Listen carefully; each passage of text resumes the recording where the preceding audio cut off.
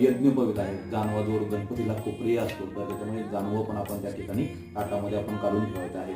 त्यानंतर घरामध्ये शुद्धीसाठी जे काही कुणाचा काही स्पर्श झाला असेल किंवा काही घरामध्ये अडचण असेल ते जाण्यासाठी आपल्याला हे गोमूत्र पण आधी सर्वात आधी आपल्याला शिंपण्यासाठी ताटामध्ये काढून ठेवायचं, म्हणजे जेणेकरून आपल्याला लक्षात येईल. त्यानंतर अष्टगंध आहे, चंदन आहे, जसं आपल्याला ज्या पद्धतीत उपलब्ध आहे त्या पद्धतीत आपण या वाटीमध्ये चंदन वगैरे सर्व त्या ठिकाणी काढून ठेवणार आहोत. त्यानंतर नाळा गोडी आहे, जे आपण कलशाला बांधण्यासाठी लोकरचं सूत्र आहे किंवा रक्षासूत्र त्याला म्हणतात, ते रक्षासूत्र आपण याच्यामध्ये एक घेणार आहोत.